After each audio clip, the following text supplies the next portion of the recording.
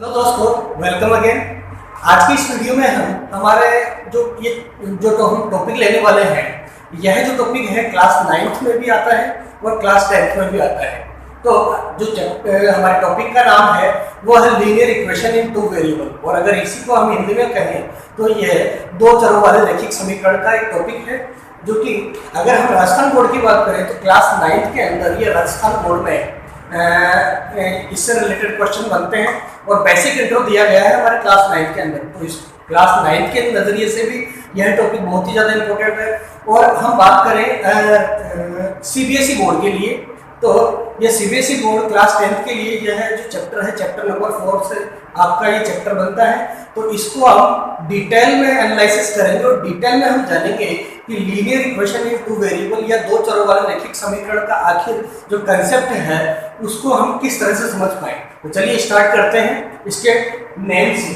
तो जैसा कि आप देख पा रहे हैं, linear equation in two variable मतलब दो चरों वाले रैखिक समीकरण, ये हमारे चैप्टर का नेम है। तो सबसे पहले समझने वाली बात है कि आखिर लीनियर इक्वेशन या रैखिक समीकरण हम किसे कहते हैं। तो थोड़ा मैं आपको याद दिला दूं, वैसे तो बेसिक चीजें सबको पता होगा। तो हम समझना चाह रहे हैं कि लीनियर इक्वेशन कहें या रैखिक समीकरण कहें, वह क्या होता है। तो हम याद करें तो अगर हम जो हमारी जो पॉलिनोमियल्स बहुपद थे, तो उनकी अगर घात के बारे में बात करें तो जब उसकी किसी भी बहुपद की हाईएस्ट जो पावर है या घात है, अगर वो 1 होती है तो हम उसको रैखिक समीकरण बोलते हैं, और इंग्लिश में कहें तो लीनियर इक्वेशन बोलते हैं। In the sense of if any polynomial has highest variable power is 1, then we can say that polynomial is linear polynomial। तो लीनियर इक्वेशन आप समझ चुके हैं कि अगर किसी भी बहुपद में कि जैसे हम इसकी मानक रूप को मानते हैं, मानक रूप की बात करें तो ax + b, यह जो हम इस बहुपद को आप देख पा रहे हैं इज इक्वल्स टू 0। तो आप देख पा रहे हैं कि इसमें वेरिएबल की पावर, हाईएस्ट पावर, यहाँ x आ रहा है, x की हाईएस्ट पावर यहाँ 1 है, यहाँ कुछ भी नहीं है, मतलब यहाँ x की हाईएस्ट पावर क्या है, 0 है। तो हम देख पा रहे हैं कि इस पूरे पॉलिनोमियल के अंदर जो वेरिएबल की हाईएस्ट पावर है, जो चर की हाईएस्ट पावर है, वो 1 है। इसी वजह से, क्योंकि इसकी पावर 1 है, इसीलिए इसका नाम क्या रखा गया है, लीनियर रखा गया है। लीनियर या रैखिक। अब लीनियर या रैखिक क्यों रखा गया है, और कुछ भी तो नाम हो सकता था, वो इसीलिए क्योंकि अब जब कभी भी आप इस लीनियर जो पॉलिनोमियल आपके सामने दी गई है, तो जब कभी भी आप इसका ग्राफिकल रिप्रेजेंटेशन करेंगे, इसको ग्राफ में डिनोट करेंगे, तो आपको डेफिनेटली उस ग्राफ में इसको डिनोट करने पर एक सिंपल एक सीधी लाइन मिलेगी, मतलब बिल्कुल एक स्ट्रेट लाइन मिलेगी, इसको आप रिप्रेजेंट करोगे। तो इसी वजह से इसको हमने लीनियर कहा या रैखिक कहा। बात क्लियर है। अब यह जो मानक रूप लिखा है हमने, तो इसको ध्यान से देखें, अगर ax + b, तो इस पूरी की पूरी पॉलिनोमियल में आपको कितने वेरिएबल नजर आ रहे हैं, ओनली 1 नजर आ रहा है, x, और कुछ नजर आ रहे हैं। तो इस टाइप की पॉलिनोमियल जिसमें ओनली एंड ओनली, इस टाइप की लीनियर पॉलिनोमियल जिसमें ओनली एंड ओनली 1 वेरिएबल ही आपको नजर आए, है 1 चर ही आपको नजर आए, तो ऐसी लीनियर पॉलिनोमियल जिसमें ओनली 1 वेरिएबल या 1 चर ही हो, उसको हम बोलते हैं लीनियर पॉलिनोमियल इन 1 वेरिएबल या फिर रैखिक समीकरण एक चर वाले रैखिक समीकरण। तो बात क्लियर है। अगर किसी भी लीनियर पॉलिनोमियल या लीनियर इक्वेशन में या रैखिक समीकरण में अगर आपको एक ही वेरिएबल दिखाई देता है, तो ऐसी लीनियर इक्वेशन या रैखिक समीकरण को हम क्या बोलेंगे, लीनियर पॉलिनोमियल, लीनियर इक्वेशन इन 1 वेरिएबल की बात करेंगे। लेकिन अब जो बात है, हमारा जो टॉपिक है लीनियर इक्वेशन इन 2 वेरिएबल, मतलब कि आपको जो भी इस चैप्टर में जो लीनियर इक्वेशन मिलेगी, डेफिनेटली उनकी पावर तो आपको वेरिएबल की 1 ही मिलेगी, चर की पावर आपको 1 ही मिलेगी। लेकिन उस इक्वेशन में जहां आपको 1 वेरिएबल मिल पा रहा था, अब आपको इस चैप्टर में जो इक्वेशन मिलेगी उसमें कितने वेरिएबल या कितने चर नजर आएंगे, 2 चर नजर आएंगे। तो अगर हम लीनियर इक्वेशन इन 2 वेरिएबल की बात करें, linear equation in two variable की अगर बात करें, मतलब रैखिक समीकरण दो चरों वाले रैखिक समीकरण की अगर हम बात करें तो उसका मानक रूप किस टाइप का होगा? उसका जो मानक रूप होगा या स्टैंडर्ड फॉर्म होगी वो कुछ इस तरह से दिखाई देगा, ax + by + c = 0। तो आप इन दोनों में अंतर समझ पा रहे हैं? देखिए वेरिएबल की यहाँ भी हाईएस्ट पावर 1 है, इस वेरिएबल की भी हाईएस्ट पावर 1 है, इधर 0 है। तो आप देख पा रहे हैं तो यहाँ हाईएस्ट पावर पूरे वेरिएबल की 1 ही नजर आ रही है, इसीलिए इसको लीनियर या रैखिक पॉलिनोमियल तो कहा ही जाएगा। लेकिन अब इन दोनों में हम डिफरेंस से कितना सा देख पा रहे हैं, यहाँ एक ही वेरिएबल था इसलिए हमने इसको क्या कहा, linear equation in one variable, मतलब लीनियर एक चर वाले रैखिक समीकरण था। अब क्योंकि इसमें दो वेरिएबल नजर आ रहे हैं, देखिए एक x है और एक y है, तो दो वेरिएबल नजर आने की वजह से अब ये लीनियर इक्वेशन क्या कही जाएगी, linear equation in two variable या फिर लीनियर इक्वेशन दो चरों वाले रैखिक समीकरण कहे जाएंगे। तो कल चैप्टर का linear equation in two variable का मतलब समझ में आया। अब हम बात करते हैं इनके सॉल्यूशन की, इनके आंसर कितने निकाले जा सकते हैं। तो आप देख पा रहे हैं जैसे अगर हम इसकी बात करें ax + b = 0, तो आपको पता है कि इसमें linear equation in one variable की डेफिनेटली वन ही आंसर आएगा। वो आंसर क्या हो सकता है, तो देखिए ax + b = 0 करें, यहां से x का मान निकालना चाहे तो ax ये माइनस का भी हो जाएगा और x = -b/a, यही इस इक्वेशन का आंसर होगा। मतलब अगर हम x की जगह -b/a इस इक्वेशन में पुट कर दें तो इस कंप्लीटली की वैल्यू क्या आ जाएगी, 0 आ जाएगी। क्लियर है? तो मतलब linear equation in one variable का अगर क्वेश्चन आएगा तो हम उसके मैक्सिमम से मैक्सिमम कितने आंसर निकाल सकते हैं, ओनली एंड ओनली 1, क्योंकि वेरिएबल ही 1 था तो हम 1 ही आंसर निकाल पाएंगे। अब बात करते हैं linear equation in two variable की, linear equation in two variable. अब क्योंकि यहाँ पे वेरिएबल 2 है, 2 वेरिएबल नजर आ रहे हैं, तो डेफिनेटली इसमें हर x की वैल्यू के लिए y के अलग-अलग मान निकाले जा सकते हैं। तो जैसे आप इसमें x की वैल्यू निकालना चाहें तो -by - c करके x -by - c/a।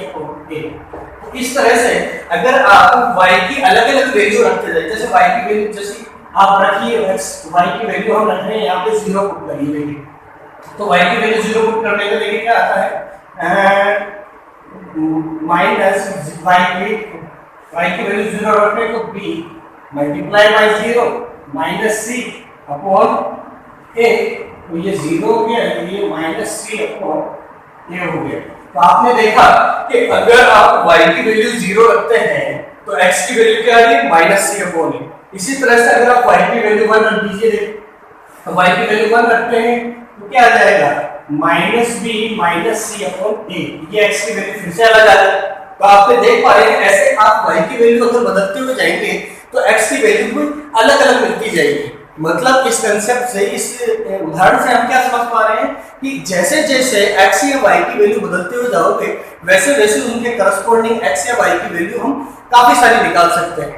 इससे हम क्या समझ सकते हैं कि अगर linear equation in two variable का सिर्फ और सिर्फ एक इक्वेशन दे रखी है आपको सिर्फ इस फॉर्म में ax + by + c = 0, तो यहाँ x की भी आप इनफाइनाइट वैल्यूज निकाल सकते हैं, एसएन के वैल्यूज निकाल सकते हैं, और y की भी क्या एसएन के या इनफाइनाइट वैल्यूज फाइंड आउट कर सकते हैं। तो क्लियर है, linear equation in two variable के हम काफी सारे इनफाइनाइटली मैनी सॉल्यूशंस हम निकाल सकते हैं।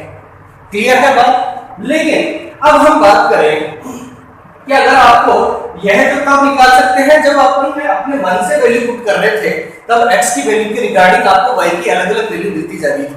लेकिन हम अगर मैथ्स के इस एप्लीकेशन का अगर रियल लाइफ के अकॉर्डिंग एप्लीकेशंस में यूज करना चाहें तो हमें जरूर इसके साथ साथ एक और linear equation in two variable चाहिए होगी। अगर हमें x और y की एक यूनिक वैल्यू चाहिए, हमें बार-बार वेरिएशन वाली वैल्यू नहीं चाहिए, हमें कोई पर्टिकुलर एप्लीकेशन में इस x और y की डेफिनेटली कोई यूनिक वैल्यू अगर चाहिए तो हमें इसको कंपैरिजन के लिए इस इक्वेशन के कंपैरिजन के लिए हमें एक और linear equation in two variable चाहिए होगी। मतलब अब आपको क्वेश्चन में एक इक्वेशन न दी जाकर के आपको क्या दी जाएगी, दो linear equation in two variable दी जाएगी। वो दो क्यों दी जाएगी, इन दो के कंपैरिजन करके ही हम x और y के किसी कंक्लूजन में पहुंच पाएंगे कि x और y की इन वैल्यूज के लिए ये वो वैल्यूज जो आएगी वो इन दोनों इक्वेशन को सेटिस्फाई करेगी।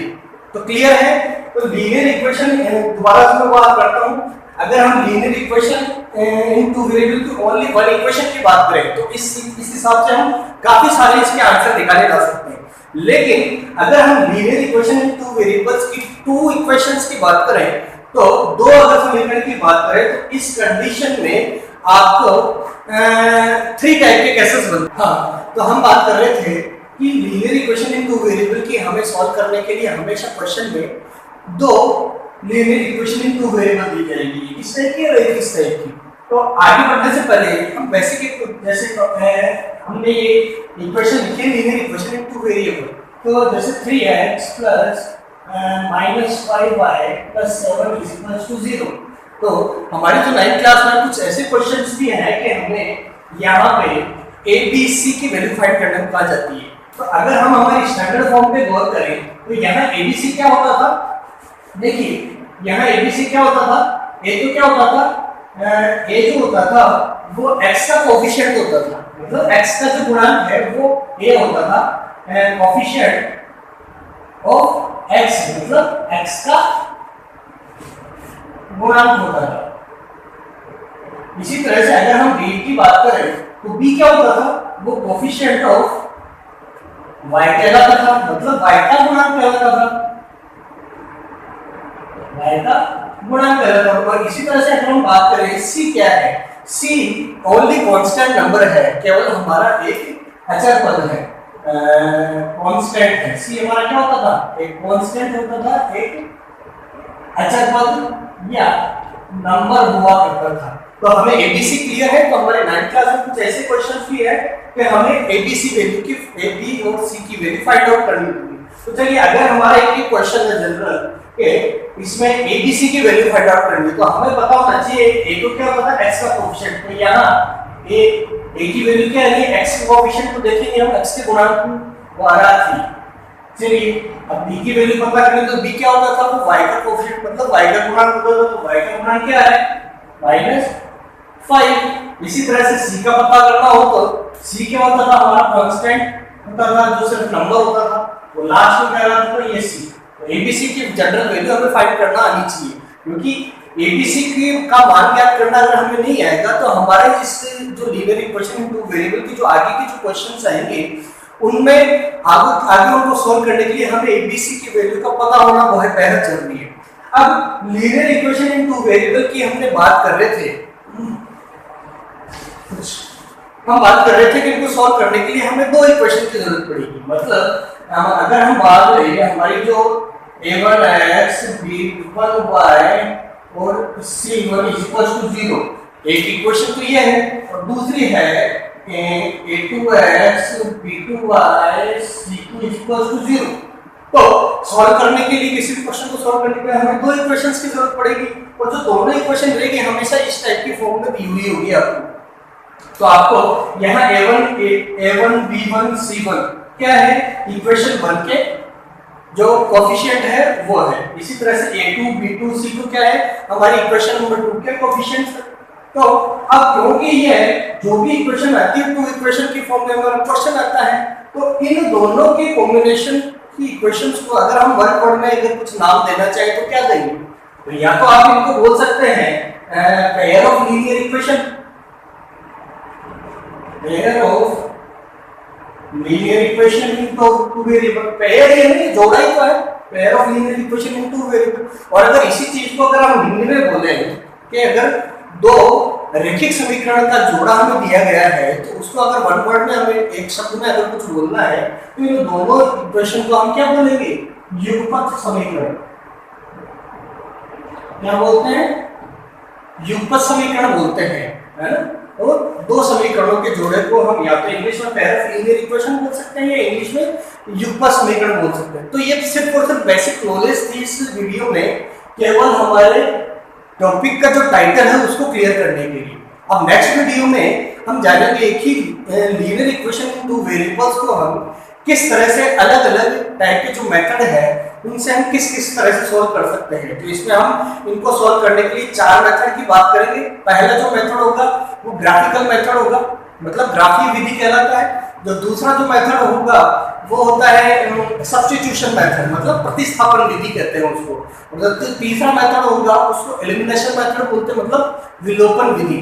और चौथा जो मेथड है वो है क्रॉस मल्टीप्लिकेशन मेथड, मतलब वज्र गुणन विधि। तो ये 4 मेथड की हेल्प से आप किसी भी लीनियर इक्वेशन में 2 वेरिएबल्स के आंसर्स फाइंड आउट कर सकते हैं। तो चलिए नेक्स्ट वीडियो में हम मिलते हैं फिर से। और अगर ये बेसिक इन्फॉर्मेशन आपको क्लियर है तो प्लीज अपने दोस्तों से भी शेयर कीजिएगा, और हो सके तो प्लीज चैनल को सब्सक्राइब भी कीजिएगा। ओके।